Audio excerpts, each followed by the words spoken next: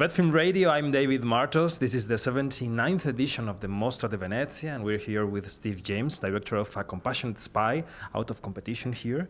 Thank you very much for being with us today. Thanks. Glad to be here. How do you feel here in Venice, premiering this film? Oh my God! Well, first of all, I've never been to Venice before, and so of course I've never had a film in the festival, and it's just been kind of an extraordinary thing to be here. It's such an amazing festival and city. The story you depict in the film is amazing, and I know how you got to it, but please tell us how you knew the story of Ted Hall. We were first approached by a journalist that we interviewed in another film who met Joan, Ted's wife, widow, and he had a particular fascination with this part of history, and he was just really struck by her, and so he reached out to us and said, I think there's a film here about this guy Ted Hall, and his wife is amazing. And based on learning from, his name's Dave Lindorf, and he became a producer in the film. Based on that, we went to Cambridge, UK, and spent 4 days with Joan and her daughters, and spent a lot of time talking to Joan on camera, getting the story, and it continued to be even more extraordinary, and that led me to want to turn it into a film. Yes, for our viewers and listeners, Ted was a very young scientist in the 40s. Oh my God! Yes, yeah, he was, started to pass on information about the nuclear experiments to Russia. Yes, I mean he was an 18-year-old senior at Harvard, which that's usually how old you are when you're a freshman in the U.S. college. But so he was extraordinarily precociously gifted, intelligent, and he was recruited as an 18-year-old to go to Los Alamos. And at the ripe old age of 19, he made this incredible decision that he was going to pass secrets to the Soviets, which is extraordinary. My colleague Pierre, who is here behind the camera, told me he saw the film too, and he told me he thought Ted could have been the central piece that began the era of the Cold War. Well, I think he played a role in that. There's no question. I think we would have had a Cold War. Well, here's the thing. Ted's biggest fear was that the U.S. post-World War II would preemptively obliterate the Soviet Union because the U.S. alone would have this terrible weapon. Had that happened, there would probably have been no Cold War because there would have been no Soviet Union. Yeah. Okay? But then think of the loss. Had that not happened, we would have eventually ended up with a Cold War because the Soviet Union was working on a bomb. What Ted did was help them get it more quickly. So had the U.S. not obliterated the Soviet Union, we would have ended up with these two superpowers building weapons and arming themselves up in a Cold War. Your movie describes the life that Joan and Ted led together during decades, and they were avoiding prosecution for years. How's the recollection of Joan's? I mean, how does she tackle this? I mean, you mean how? I'm not sure what your question is. How does she remember it, and how did they do it? I mean, how did they manage to do it? Yes. During decades. Well, so yes. I mean, her recollections are extraordinary, and she's a terrific storyteller, and she remembers it all very vividly.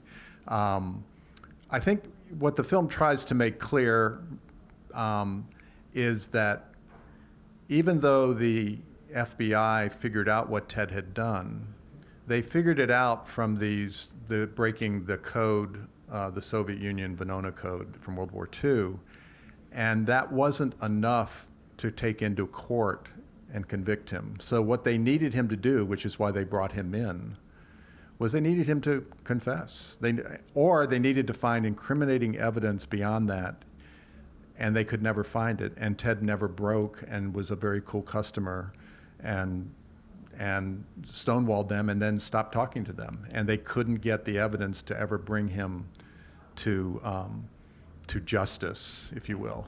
Now, 50 years later, when they declassified the Venona documents, then it became more known in the public, and so then that led to a book being written and some more general knowledge of what Ted had done.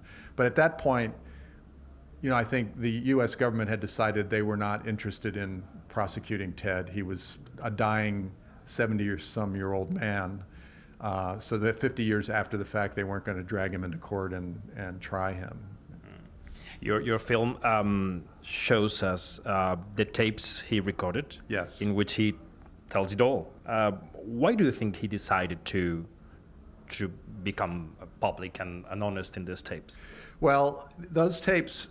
So the interview. There's two primary sources of Ted speaking in the film. There's a third, but it's not as significant. One is an interview that was granted to CNN and the BBC. Documentary, yeah. For a documentary series called The Cold War. And that came out after the book was published, so they went and interviewed him. And in the book, much of what Ted had done had been revealed at that point because Ted cooperated with that book. There was still some care taken. It was too nuanced to try to tease apart in the film, but there was still some care taken with exactly what Ted admitted to. And if you look at which I did because I edited the film, if you look at the 3-hour interview that the CNN and BBC did with Ted, there's a lot of places where the interviewer is frustrated with Ted because he wants him to say it more firmly, and Ted is like, I'm not going to do that, right?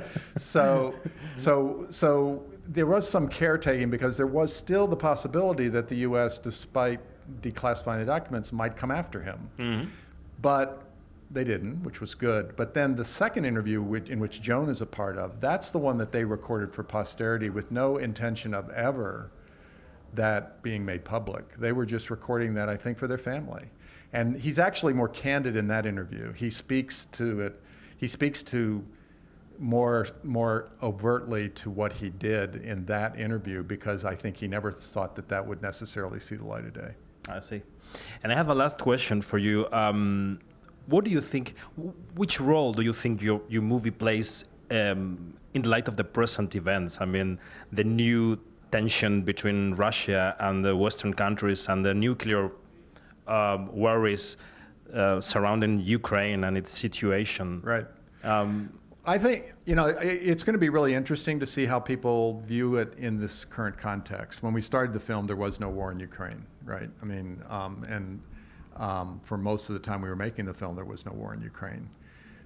I think some people watching this film will think that Ted shouldn't have done what he did.